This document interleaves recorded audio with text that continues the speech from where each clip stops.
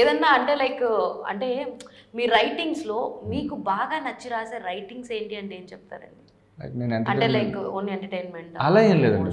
ఇప్పుడు 1 by 1 కొంచెం ఇన్నేళ్ల జర్నీలో మనం కొంచెం ఒక్కొక్కరి దగ్గర ఒకటి నేర్చుకుంటూ బెస్ట్ అవ్వకుంటూ వచ్చాం.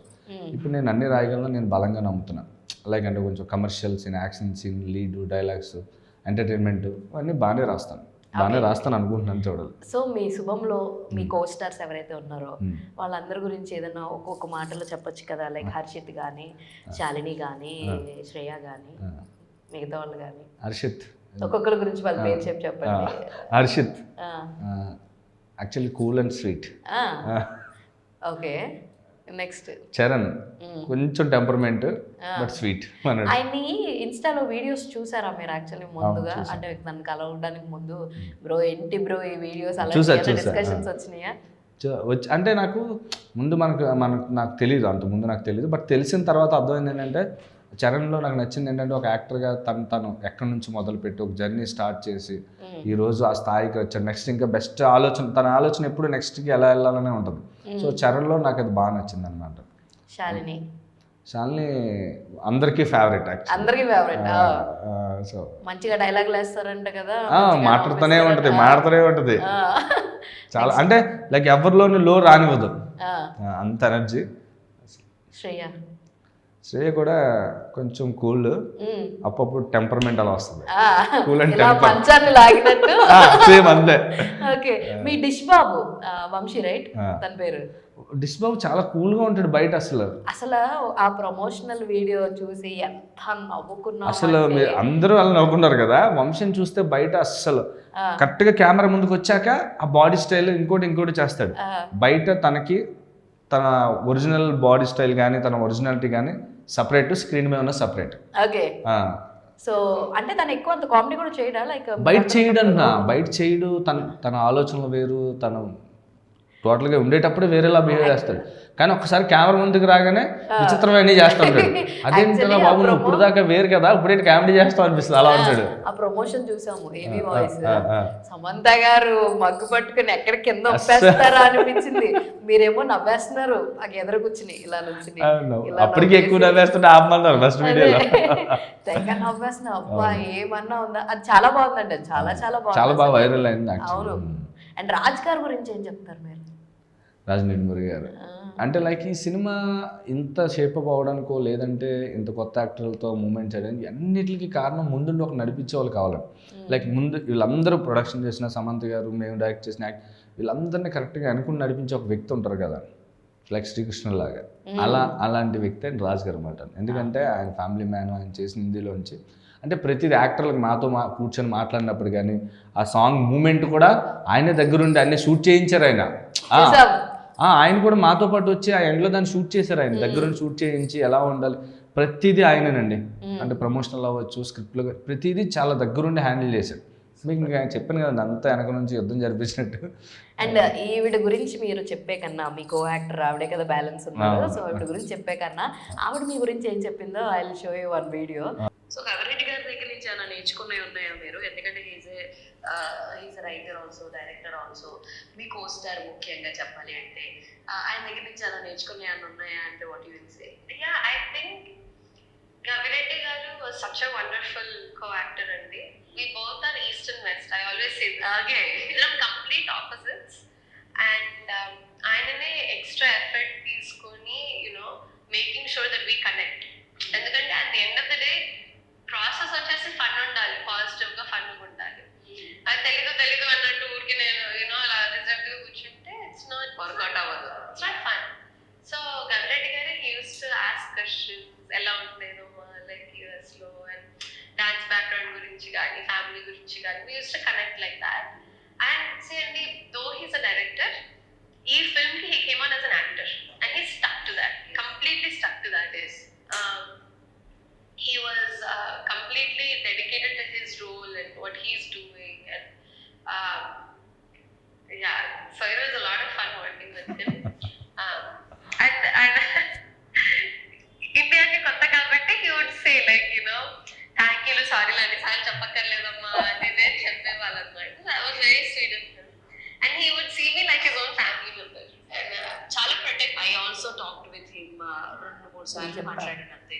ఇస్ వెరీ సచ్ స్వీట్ అసలు, చాలా బాగా నిజం చెప్పా. Like the more and he knows people అండి, people pulse it, you know, అది బాగా తెలుసు ఆయనకి. Okay, so that was really nice to see. What he used to call you actually? నేను ఆయన వెంకటేశ్వర పిలిచేదాన్ని on set. He used to call me Gayatri. Okay, now I call him Gavi and he calls me Shavi. Shavi Gavi, షావిని గవి. Okay, nice అండి, బాగుందండి. So next time. So ఎలా అనిపించింది ఆవిడ మాటలు? లైక్ మీకు కూడా థ్యాంక్స్, ఎందుకంటే 2-3 సార్లు మాటల్లోనే అంత కాంప్లిమెంట్ ఇచ్చారంటే పర్లేదు. అయ్యో నేను ఉన్నదే చెప్పా. What I feel from here. అదేలేండి, మీకు అనిపించిందంటే సో హ్యాపీ అంటున్నాను. ఇంకా ఆమె అంటే 2 రోజులు ట్రావెల్ చేసింది కాబట్టి అట్లీస్ట్ నేను అర్థం ఉంటాను మీకు 2-3 సార్లు మాటలే కదా. సో చెప్పండి ఇప్పుడు నెక్స్ట్ క్వశ్చన్.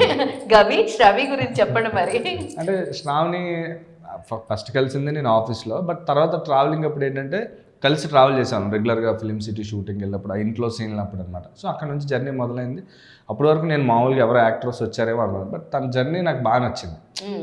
ఎక్కడో యూఎస్లో పుట్టి అక్కడే సిటిజన్ అయ్యి ఉండి క్లాసికల్ డాన్సర్ అయ్యి ఉండి మళ్ళీ ఇంట్లో వాళ్ళందరినీ ఒప్పించి ఫోటోగ్రఫీకి సంబంధించి కోర్సులు చేసి. సరే, నాకు కోర్సులు చేయడం ఇవన్నీ మ్యాటర్ కాదండి. ఇంట్లో ఫ్యామిలీ మదర్ డాడీని ఒప్పించి అమెరికా నుంచి తిరిగి రావడం చూడండి. ఆ లోపల ఏం చేశారు, ఎంత చదువుకున్నారు అది కానీ మ్యాటర్. అక్కడ నుంచి ఇక్కడికి తిరిగి పంపించారు చూడండి. వచ్చి అన్ని వదిలేసుకొని వచ్చి ఇక్కడ ఉండి ప్రయత్నాలు చేసి ట్రావెలింగ్ చేసి వాళ్ళెంత ఆలోచిస్తారండి. మనం ఇక్కడ నుంచి అమెరికా వెళ్ళామంటే మా కొడుకు అమెరికాలో ఉన్నాడని హ్యాపీ ఫీల్ అవుతారు. అదే అమెరికా నుంచి ఇక్కడికి వచ్చాడంటే అమెరికా ఇండియాలో ఏం చేస్తున్నారు అని టెన్షన్ ఉంటుందేమో. సో అలా అవన్నీ దాటి చేసింది కదండి. సింగర్ అని తెలుసా మీకు? సింగర్ డాన్స్ చంపేస్తుంది, అసలు మామూలుగా ఉండదు. మామూలుగా ఆవిడ ఇంటర్వ్యూలో భలే పాడింది తెలుసా. చాలా పాడతారు, క్లాసికల్ డాన్సర్ అన్ని చాలా. డాన్స్ కూడా ఎరగొడేస్తుంది. మనిషి చూడడానికి మాత్రం ఇప్పుడు మీలా గెటప్, గాయత్రి గెటప్ లో వచ్చారు కదా సేమ్ అలా. ఏమండి నేను అంత అమాయకంగా మాట్లాడతలేదని నా ఫీలింగ్. లేదు, గెటప్ చేసి అదే అంటే గాయత్రి గారి గెటప్ కూడా ఫస్ట్ అమాయకంగా, తర్వాత batteries that scene was like hilarious. బయట కూడా బ్యాటరీస్ అంటున్నారండి. ఎగ్జాక్ట్లీ. తను వచ్చినప్పుడు అందరూ బ్యాటరీస్ అంటుంది ఒక చిన్న పిల్ల. ఫ్రిడ్జ్ కిందే కదా, ఫ్రిడ్జ్ కిందకి వెళ్ళిపోయిన బ్యాటరీలు రాలేదు, పాట అలా వచ్చింది అనుకున్నాం మేము. That was like hilarious. నా ప్రాణమిత్రులు ఉన్నారు కదా కాపాడడానికి. గడియారంలో నుంచి తీసేసి రిమోట్ లో వేసేసి పెట్టేస్తే దెబ్బకి పాపం మీ బాబా. చాలా బాగా అర్థమైంది మీకు యాక్చువల్లీ. అందులో ఎటో అటు పెట్టుంటారు కదా, ఎంత ఎక్స్ప్లెనేషన్ బాగా చూసారు మీరు. యాక్చువల్లీ చాలా మందికి డౌట్ వచ్చింది అది. నేను ఒక మంచి ఫిలిం లవర్, మంచి ఏడీ యాక్చువల్లీ. ఏడీ కన్నా ముందు సినిమాలంటే ఏడీ కాబట్టి కంటిన్యూటీ బాగా ఫాలో అయ్యారు actually. Like we use to see ఏం జరుగుతుంది. సో గాయత్రి గురించి ఫిల్ చెప్పేస్తాను. సో గాయత్రి క్వశ్చన్ అడిగారు కదా. సో గాయత్రి నిజంగానే తన ఈస్ట్ నేషనల్ ఆలోచనలు అసలు సంబంధం ఉండదు. బట్ అక్కడికి వెళ్ళాక ఏంటంటే అందరూ ఓకే కదా సినిమా కోసమే కాబట్టి అక్కడ నుంచి మాట్లాడడం మొదలు పెట్టాక ఒక అండర్స్టాండింగ్ వచ్చింది. సో అద్దరి మధ్య ఫ్రీగా మాట్లాడుకోవడం, అది లేకపోతే వర్కౌట్ అవ్వదు ఆ ఎంటర్టైన్మెంట్ అదంతా. సో అక్కడ నుంచి ఇద్దరు బాగా. నేను విన్నాను దెబ్బలేనా తగిలినాయి ఆ షూటింగ్ లో అప్పుడు? గట్టిగానే తగిలాయి. ఆ సీన్ పర్టికులర్ గా విసిరినప్పుడు, జుట్టు పట్టుకొని విసిరినప్పుడు దాని అదేంటంటే కొంచెం నేను కొంచెం ఓవర్ చేయడానికి ట్రై చేశాను 2-3 సార్లు. అత్తి అని కాదు, ఇంకా బాగా కొంచెం బాగుస్తుందేమో అని దాని మీద అలా 2-3 సార్లు. కాలు ఒకసారి మెలిపడింది, ఒకసారి కాలు మీద చైర్ ఇరిగిపోయి వెనక్కి పడ్డా, అది నడుము బాగా తగిలేసింది. సో అలాంటివి కొన్ని గట్టిగానే తగిలాయి. ఏంటో 2-3 సార్లు నాకు మాత్రమే జరిగేది. మామూలుగా చేసినా సరే కాలు ఇలా మెలిపడేది. మరి ఎందుకు అది అలా జరిగింది? యాక్చువల్లీ కొంచెం ఈ హారర్వి చేసినప్పుడు కొంతమందికి ఇంపాక్ట్స్ ఉంటాయి. మా నాయన వచ్చిందేమో. సో సీరియల్స్ గురించే కాబట్టి మీకు బాగా గుర్తున్న సీరియల్ ఏంటి చిన్నప్పటి నుంచి? నాకు రుతురంగంలో ఒకటి బాగా గుర్తుంది. తర్వాత చిన్నప్పుడు అంతరంగంలో ఒక సీరియల్ చిన్నగా ఉండేవాడిని బాగా, అదొకటి చూశాను. పిన్ని అని ఒక సీరియల్, ఇలా కొన్ని వచ్చి ఇలా కొన్ని చూసాను అనమాట.